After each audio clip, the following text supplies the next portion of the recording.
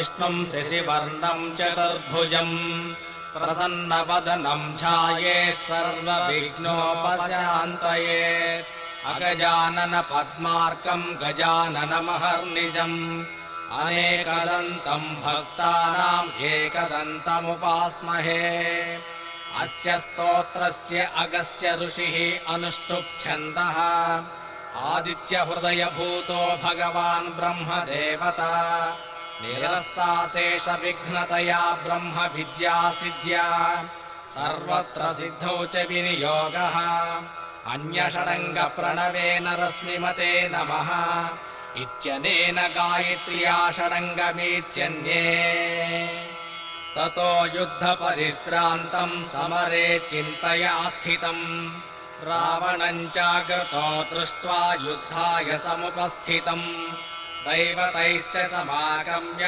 द्रष्टुमभ्यागतो रणम् उपगम्याब्रवीत् रामामगस्त्यो भगवान् ऋषिः राम राम महाबाहो शृणु गुह्यं सनातनम् येन सर्वा नरेन्वत्सा समरे विजयिष्यसि आदित्यहृदयं पुण्यं सर्वशत्रुविनाशनं जयावहं जपेन्नित्यम् अक्षयं परमं शिवं सर्वमङ्गलमाङ्गल्यं सर्वपापप्रणाशनं चिन्ताशोकप्रशमनमायुर्वर्धनमुत्तमम् रश्मिमन्तं समुद्यन्तं देवासुरनमस्कृतं पूजयस्व विभस्वन्तं भास्करं भुवनेश्वरं सर्वदेवात्मको ह्येष तेजस्वी रश्मिभावनः एष देवासुरगणान् लोकान् पाति गभस्तिभिः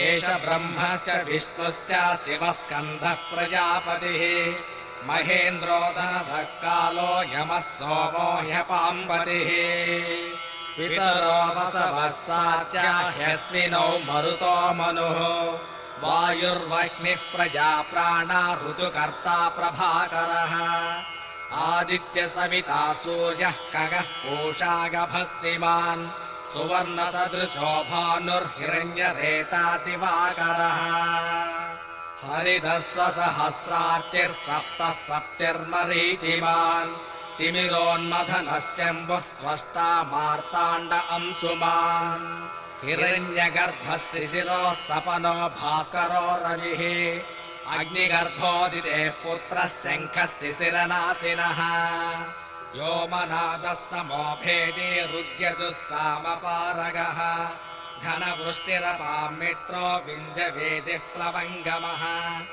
आतपे मण्डले मृत्युः पिङ्गलः सर्वतापनः कविर्विश्वो महातेजा रक्तः सर्वभवोद्भवः नक्षत्रग्रहतारणामधिपो विश्वभावनः तेजसामपि तेजस्वी द्वादशात्मा नमोऽस्तु ते नमः पूर्वाय गिरये पश्चिमे गिरये नमः ज्योतिर्गणानां पतये दिनाधिपतये नमः जयाय जय भद्राय हर्यस्वाय नमो नमः नमो नमः सहस्रांशो आदित्याय नमो नमः नमः उग्राय वीराय साराङ्गाय नमो नमः नमः पद्मप्रभोदाय प्रचण्डाय नमो नमः ब्रह्मेशानाच्युतेशाय सूर्यायादित्यावर्चसे भास्वते सर्वभक्षाय रौद्राय वपुषे नमः तमोघ्नाय हिमघ्नाय शत्रुघ्नायामितात्मने कृतघ्नघ्नाय देवाय ज्योतिषां पतये नमः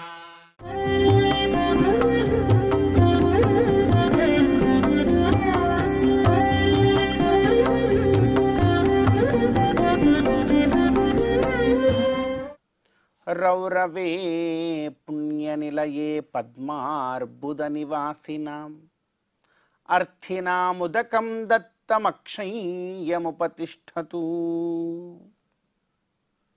అత్యంత పవిత్రమైనటువంటి ఈ భాద్రపద మాసంలో శుభోదయ వేళలో దేవదేవుడైనటువంటి శ్రీమన్నారాయణుణ్ణి కలియుగ ప్రత్యక్ష దైవమైనటువంటి శ్రీ వెంకటేశ్వర స్వామి వారిని పరిపరి విధాలుగా శరణాగతి చేస్తూ ఎంతో గొప్పదైన ఈ భాద్రపద మాస శుభోదయ సమయాన్ని మనం చరితార్థం చేసుకుంటూ ఉన్నాం. ఈ భాద్రపద మాసంలో మనందరి యొక్క గొప్పదైనటువంటి కర్తవ్యం గోవిందుడి యొక్క ఆరాధన. గోవిందుడి యొక్క ఆరాధనంతో పాటుగా ఈ భాద్రపద మాస కృష్ణపక్షం మహాలయ పక్షం కనుక ఆ విష్ణువు యొక్క అనుగ్రహంతో పితృదేవతా కైంకర్యాన్ని మనం చక్కగా ఆచరించే ప్రయత్నం చేయాలి. బాగా గుర్తుంచుకోవాలి, ఈ రోజున మనం మన జీవితాలలో ఈ స్థాయిలో ఈతి బాధలు లేకుండా ప్రశాంతంగా ఉండగలుగుతున్నాము అనంటే దానికి కారణం మన పితృదేవతలు. వారి అనుగ్రహాన్ని పొందగలిగేటువంటి కాలం, వారిని మన పూజా కైంకర్యములతో తృప్తి పరచగలిగేటువంటి కాలం ఉన్నది ఈ భాద్రపద మాస కృష్ణపక్షము. జాగరూకతతో పితృదేవతా కైంకర్యాన్ని మనం తప్పక ఆచరించే ప్రయత్నం చేయాలి. కనుక ఆ ప్రయత్నాన్ని మనం అందరం కూడా జార విడుచుకోకుండా చేయాలి. ప్రతిరోజు కూడా మన ధర్మం మనం పాటిస్తూ ఉంటే పితృదేవతారాధన జరుగుతూనే ఉంటుంది. ప్రతిరోజు స్నాన సంధ్యావందనాది క్రియలలో, భోజనాదులలో, అదేవిధంగా ప్రతి నెల అమావాస్య ఇత్యాది తిథులలో, సంవత్సరానికి ఒకసారి జరిపేటువంటి ఆబ్దికములలో, ఇంకా విశేషించి ఇదిగో ఈ మహాలయ పక్షమునందు, మకర సంక్రమణ పుణ్యకాలముల యందు, ఈ సమయాలన్నింటిలోనూ కూడా పితృదేవతా కైంకర్యం మనకు ఎంతో గొప్పదైనటువంటి ఫలాన్ని అందజేస్తుంది, వంశాభివృద్ధిని కలుగజేస్తుంది. మనకంటూ ఒక రక్షణ కవచంలాగా ఈ పితృదేవతా కైంకర్యం ఉంటుందనడంలో ఏమాత్రం సందేహం లేదు. ముఖ్యంగా మనం ప్రతిరోజు భోజనం చేసేటప్పుడు మనం భోజనం చేయడమే ఒక పెద్దదైనటువంటి ధర్మకార్యంగా చేయాలి. తెలుసా అండి, అసలు భోజనం అనేటువంటిది ఒక పెద్ద తపస్సు అండి. మన వాళ్ళు అంటారు కోటి విద్యలు కూటి కొరకే అంటారు. అంటే ఎన్ని విద్యలు కూర్చొని తినడానికి అని అర్థం కాదు అక్కడ. అసలు ఆహారం తినడము అనేటువంటిది ఎంత గొప్ప యజ్ఞ కార్యమో తెలుసునా. మనకిష్టమైనవన్నీ వండుకొని ఎక్కిలి మిక్కిలిగా తినడం ఆహారం తినడం కాదు. ప్రతి పదార్థమును వండడం దగ్గర నుంచి వడ్డించడం వరకు ప్రతి దానికి నియమం. ఆ నియమాన్ని జాగ్రత్తగా పాటించాలి. వండిన ప్రతి పదార్థాన్ని భగవంతుడికి నివేదించాలి. భగవన్ నివేదితమైనటువంటి దాన్నే మనం తినాలి, లేకపోతే అది ఆహారం కాదు. అమేధ్య సమం అంటారు భగవన్ నివేదితము కానటువంటి పదార్థం. భగవన్ నివేదితమైనటువంటి దాన్ని చక్కగా పద్మాసనం వేసుకొని కూర్చొని అరిటాకు పెట్టుకొని ఆ అరిటాకులో కూడా ఎక్కడ ఏ పదార్థాన్ని వడ్డించాలో కూడా దానికి కూడా ఒక నియమం, అవపాసన పట్టి ప్రాణాహుతులను వేయాలి. ఓం ప్రాణాయ స్వాహ, ఓం అపానాయ స్వాహ. యజ్ఞ సమయంలో పంచాగ్నులు ఉంటాయి. నీ శరీరంలో కూడా పంచాగ్నియుతుడై భగవంతుడు ఉన్నాడు పంచ ప్రాణముల రూపంలో. ఆ పంచప్రాణములకు ప్రాణోపాన వ్యానోదాన సమానములకు ప్రాణ ఆహుతులు ఇవ్వాలి. ఈ భోజనం చేయడం అంటే ఏదో కడుపు నింపుకోవడం కాదు, అది ఒక యజ్ఞం. ఆ యజ్ఞం అంతా పూర్తయిన తరువాత చివరిలో నీవు ఆహారం తీసుకున్నటువంటి ఆ చేతిలోనే కాస్త నీళ్లు పోసుకొని ఈ శ్లోకం చెప్పాలి. రౌరవే పుణ్యనిలయే పద్మార్బుద నివాసినాం అర్థినాం ఉదకం దత్తమక్షయ్యం ఉపతిష్టతు అని విడవాలి. విడిస్తే అది పితృదేవతలకు తృప్తికారకం అవుతుంది. నీవెంత సంతృప్తిగా భోజనం చేశావో అది వారికి కూడా చెందుతుంది. చూశారా ఎంత గొప్ప సంస్కారములు మన దాంట్లో ఉన్నాయి. ఈ రోజున మన పరిస్థితి ఏమిటంటే ఇలా కూర్చొని ప్రశాంతంగా అరిటాకు వేసుకొని భోజనం చేద్దామంటే సంవత్సరంలో ఒక్కరోజైనా ఆ రోజు వస్తుందా అంటే అరిటాకులు లేవు, ఎటు చూసినా ప్లాస్టిక్ ఆకులే. పోనీ కూర్చొని భోజనం చేద్దామా? ఈరోజు వివాహాది క్రతువులలో కూడా నిలబడి భోజనాలే. బాగా అర్థం చేసుకోవాలి మనం. మన ఇంట్లో ఒక శుభకార్యం జరిగినా కూడా అందరినీ కూర్చోపెట్టి అరిటాకు వడ్డించి అన్ని భోజన పదార్థాలు పెట్టి వారు చక్కగా భోజనం చేసేలాగా ఎందుకు పెడుతున్నారు మన వాళ్ళు? వారందరూ కూడా సంతృప్తిగా భోజనం చేసిన తర్వాత వారందరూ కూడా అక్కడ ఉత్తరావపోసనం చేస్తారు.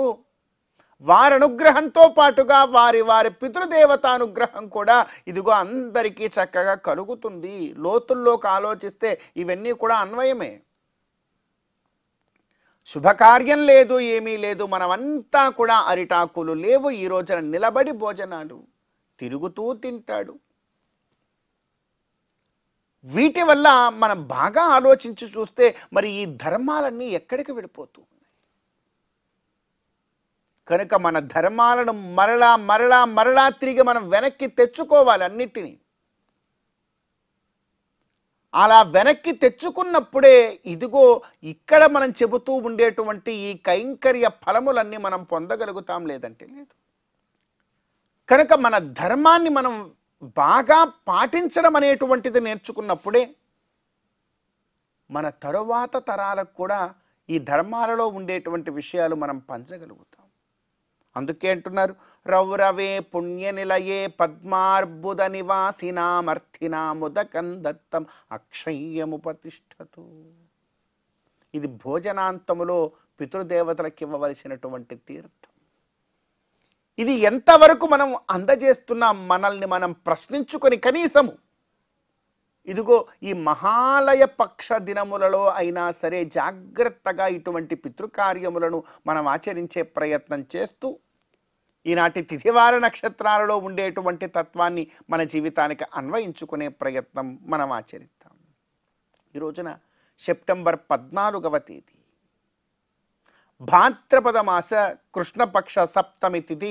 ఈ సప్తమి తిథికి అధిదేవుడు సప్తాశ్వరధారూఢుడైనటువంటి సూర్య భగవానుడు. అదేవిధంగా వారము కూడా ఈ రోజున ఆదివారం. తిథి సూర్య భగవానుని సూచిస్తోంది, వారము కూడా సూర్య భగవానుని సూచిస్తోంది. ఈ రోజున ఆదిత్య హృదయ పారాయణం, సూర్య భగవానుడి యొక్క ఆరాధనం చక్కని ఆయురారోగ్యములను మనకు కలగజేస్తుంది. అదేవిధంగా ఈ రోజున నక్షత్రము రోహిణీ నక్షత్రం. రోహిణీచ విధిరి బ్రహ్మ అని చెప్పి బ్రహ్మదేవతాకమైనటువంటి నక్షత్రం. ఈ రోజున బ్రహ్మదేవుడి యొక్క స్మరణం, సరస్వతీదేవి యొక్క ఆరాధనం చక్కనైనటువంటి విద్యా బుద్ధులను మనందరికీ కూడా కలగజేస్తుంది. కనుక ఈ తిథివార నక్షత్రాలలో ఉండేటువంటి తత్వాన్ని మన జీవితానికి అన్వయించుకొని గోవిందుడి యొక్క అనుగ్రహంతో ఈ భాద్రపద మాస శుభోదయ సమయాన్ని మనం చరితార్థం చేసుకుందాం.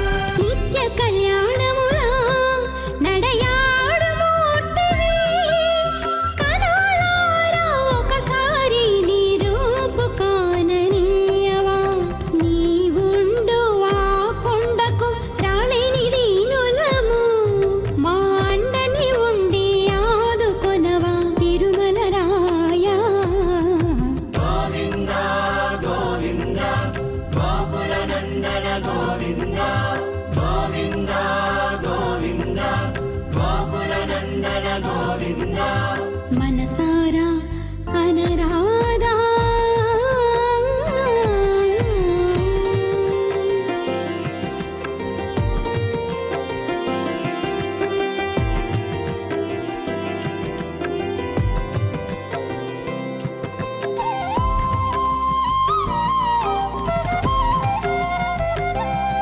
కమలాక్షని మోవి చిరునగవ చూడ కలలక నిలిచేరు సురులు యక్షులును కలుషముల హరించు కందర్ప జనక కడదాకా కొలిచేము కోనేటి రాయ మనసారా అనరాధా గోవింద హరి గోవిందాయని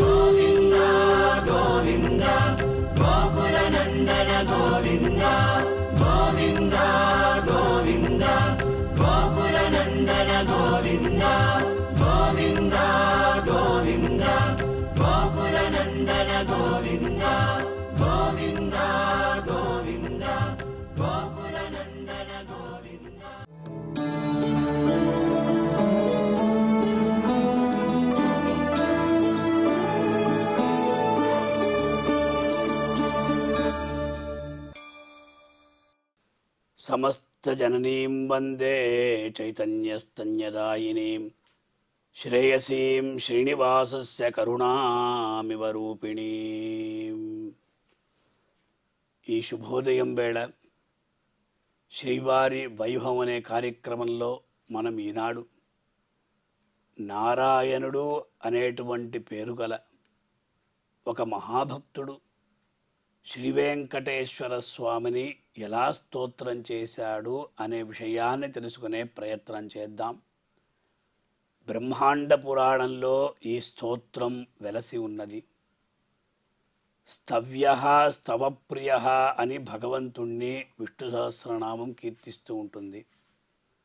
అటువంటి స్తవప్రియుడైనటువంటి శ్రీనివాసుణ్ణి స్తుతించి నారాయణుడు అనేటువంటి భాగవతోత్తముడు సద్గతిని పొందాడు. అతను ఎలా స్తోత్రం చేశాడు అంటే, దేవదేవ జగన్నాథ ప్రసీద పురుషోత్తమ పరిపాలయ మాం భక్తం శరణాగత వత్సల. మొట్టమొదటగా దేవదేవా అని పిలిచారు. దేవ అనే శబ్దానికి ఏమర్థం? దివుక్రీడ విజిగీష ఈ ప్రకారంగా వ్యాకరణ శాస్త్రం ఆ దేవశబ్దానికి అనేక నిర్వచనాలను తెలియజేస్తుంది. భగవంతుడు అందరినీ కూడా అనుగ్రహించువాడు. దేవతలకంతా కూడా దేవుడు ఎవరు అంటే శ్రీ వెంకటేశ్వరుడు. అంచేత జగన్నాథుడు అని భగవంతుణ్ణి పిలుస్తున్నారు. విష్ణు సహస్రనామంలో కూడా జగత్ప్రభం దేవదేవమనంతం పురుషోత్తమం స్తువన్నామ సహస్రేణ పురుష సతతోత్థిత అని ఆ దేవదేవుణ్ణి స్తోత్రం చేస్తున్నారు. అటువంటి దేవదేవ జగన్నాథ ప్రసీద పురుషోత్తమ. పురుషేషు ఉత్తమ పురుషోత్తమ అంటే పురుషులయందు ఉత్తముడు అంటే భగవంతుడొక్కడే. సహస్రశీర్ష పురుష సహస్రాక్ష సహస్రపాత్ అని వేదం కూడా భగవంతుణ్ణే పురుషుడిగా చెప్తుంది. అది మాత్రం కాదు, శ్రీమద్భగవద్గీతలో కూడా ఉత్తమ పురుషస్త్వన్య పరమాత్మేతి ఉదాహృత యో లోకత్రయమావిశ్య అన్న రీతిగా ఉత్తమ పురుషస్త్వన్య పరమాత్మ. పరమాత్మ ఒక్కడే పురుషుడు. అందువల్ల పురుషోత్తముడు పరంధాముడు లక్ష్మీ వల్లభుడు ఎవరు అంటే సాక్షాత్ శ్రీనివాసుడు. అటువంటి శ్రీనివాస స్వామిని స్తోత్రం చేస్తూ పరిపాలయ మాం భక్తం శరణాగత వత్సల. స్వామి, భక్తుడైనటువంటి నన్ను, మాం భక్తం భక్తుడైనటువంటి నన్ను పరిపాలయ, నీవే నన్ను పరిపాలించాలి. అది మాత్రం కాదు, శరణాగత వత్సల అనేటువంటి బిరుదం నీకు వెలసి ఉన్నది. ఎందుకంటే ఎవరైతే ఆశ్రితులు భగవంతుడి తప్ప ఇంకెవ్వరూ దిక్కులేదు అని ఆ దేవదేవుణ్ణి శరణాగతి చేస్తారో వాళ్ళయందు వాత్సల్యాన్ని కలిగి ఉంటాడు సాక్షాత్ శ్రీమన్నారాయణుడు. అంచేత అతనిని శరణాగత వత్సలా అని సంబోధిస్తున్నారు. అంటే ఎంతోమంది శరణాగతుల్ని భగవంతుడు కాపాడాడు, ఆ దేవదేవుడు రక్షించాడు, అతడు ఆదుకున్నాడు కనుక అతన్ని శరణాగత వత్సల అని సంబోధిస్తున్నారు. శరణాగతి అంటే ఏమిటి? భక్తి శరణాగతిని రెండు ఉపాయాలు. అందులో భక్తి అనేది కష్టసాధ్యం, శరణాగతి సులభ సాధ్యం. అంటే భగవంతుణ్ణి ఎలా మనం స్తోత్రం చేయాలి, ఏ ప్రకారంగా శరణాగతి చెయ్యాలి అంటే న ధర్మనిష్టోస్మి నచ ఆత్మవేది న భక్తిమాన్ త్వచ్చరణారవిందే అకించనో అనన్యగతి శరణ్య త్వత్పాదమూలం శరణం ప్రపద్యే అని యామునాచార్యులు వారు చెప్పిన రీతిగా నా ధర్మనిష్టోస్మి, నాకేం పెద్ద ధర్మమంతా తెలియదు స్వామి, నచ ఆత్మవేది జీవాత్మ పరమాత్మ తత్వం కూడా నాకు సరిగా తెలియదు, నా భక్తిమాన్ పెద్ద భక్తి కూడా నాకు లేదు, కానీ ఒకే ఒక విషయం నాకు తెలుసు, నా దగ్గర ఏమీ లేదు, నేను అశక్తుణ్ణి, కించిత్ కూడా లేనటువంటి వాణ్ణి, ఆ కించిత్ కూడా లేనటువంటి వాణ్ణి ఆదుకునేవాడు నీ ఒక్కడే అని పెద్దవాళ్ల ద్వారా తెలుసుకొని నీ యొక్క పాదార విందబలిగందు శరణాగతి చేస్తున్నాను అని శరణాగతి చేసిన విధంగా మనం కూడా శ్రీ వెంకటేశ్వర స్వామి వారి యొక్క దివ్య పాదార విందబలిగందు ఇలా శరణాగతి చెయ్యాలి. ఆ ప్రకారంగా శరణాగత వత్సలా అని స్వామిని స్తోత్రం చేస్తూ, స్వామి నీవెటువంటి వాడవు, కాలాభ కరుణాసార కరీంద్ర వరద ప్రభో అవలోకయ మాంనాథ శీతలై నయనాంచలై. కాలాభ భగవంతుడి యొక్క స్వరూపం ఎలా ఉంటుంది? నీలమేఘశ్యామ బోలు దేహమువాడు అన్న రీతిగా అలా నిగనిగలాడుతూ ఉంటాడు పరమాత్మ. అటువంటి కాలాభ కరుణాసార అంటే కరుణా సముద్రుడు భగవంతుడు. కరుణ, కారుణ్యం, జాలి, దయ, అనుకంప. సాక్షాత్ శ్రీ వెంకటేశ్వరుడు కరుణా సముద్రుడు. కలియుగంలో ఉన్నటువంటి వాళ్ళందరినీ కూడా ఎవరైతే తనను దర్శించుకోవాలని వస్తూ ఉంటారో అందరినీ కూడా రక్షించువాడు శ్రీ వెంకటేశుడు. అది మాత్రం కాదు, ఒకవేళ రాకపోయినా కూడా ఉన్న చోటు నుండి గోవింద నామోచ్చారణం ఎవరైతే చేస్తారో వాళ్ళని కూడా రక్షిస్తాడు ఈ శ్రీ వెంకటేశుడు. అట్టి శరణాగత వత్సలుడు స్వామి. అందువల్ల కరుణాసార కృపాసముద్రుడు భగవంతుడు.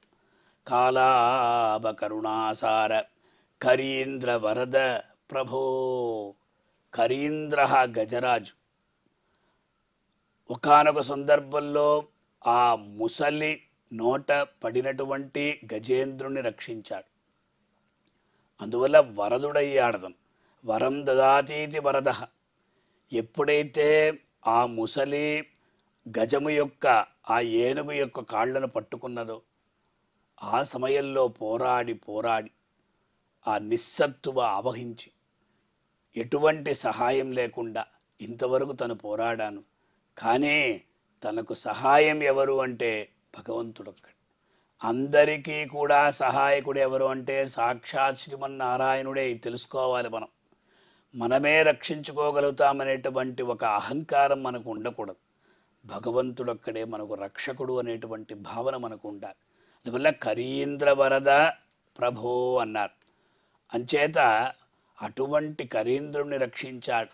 నక్రగ్రస్తపదం సముద్రతకరం బ్రహ్మాదయో భూస్సురా రక్షంతామిది దీనవాక్యకరణం దేవేషు అశక్తేషు యః మాభైషీరితి తస్య నక్రహరణే చక్రాయుధ శ్రీధరో హి ఆర్తత్రాణ పరాయణ స భగవాన్ నారాయణో మే గతి అని చెప్పిన రీతిగా ఆనాడు ఆ గజేంద్రుడు ఆ భగవంతుణ్ణి ప్రార్థించిన సమనంతరమే కాపాడాడు కదా. అందువల్ల కరీంద్ర వరద ప్రభో అవలోకయ మాంనాథ. స్వామి నీవు నన్ను చూడాలి, ఏ ప్రకారంగా చూడాలి? శీతలై నయనాంచలై, ఆ అపాంగ దృష్టి, ఆ చల్లని చూపులు, ఆ చల్లని చూపులు మా పైన పడితే చాలు, మేమందరం కూడా రక్షించబడుతాం. అందువల్ల అవలోకయ మాం నాథ, ఓ నాథుడా, అందరికీ కూడా నాథుడా, ఓ స్వామి, ఒక్కసారి నీవు మమ్మల్ని అనుగ్రహ దృష్టితో చూడు. అదే మనం కోరుకోవాలి. మనం చూస్తున్నామా అని కాదు భగవంతుడిని, భగవంతుడు మనల్ని చూసేటట్టు మనం చేసుకోవాలి. ఆళ్వారు కూడా నిరంతరం నినెప్పదాగా నీ నినెక్క వేండువే అన్నారు. అంటే ఏమిటి స్వామి? ఒకవేళ మేము మర్చిపోతామేమో, కానీ నిన్ను మర్చిపోకుండా చేసేటట్టు నీవే చెయ్యాలి, నిన్ను ఎల్లప్పుడూ స్మరించేటట్టు నీవే చెయ్యాలి అని భగవంతుడి పైన భారం మోపితే చాలు, ఆ భగవంతుడు మనల్ని రక్షిస్తాడు. కనుక అటువంటి శ్రీ వెంకటేశుణ్ణి అవలోకయ మాంనాథ శీతలై నయనాంచలై అని మనం కూడా ఆ స్వామిని ప్రార్థించి ఆ దేవదేవుడి యొక్క దివ్య అనుగ్రహాన్ని పొంది తరిద్దాం. ఓం నమో వెంకటేశాయ.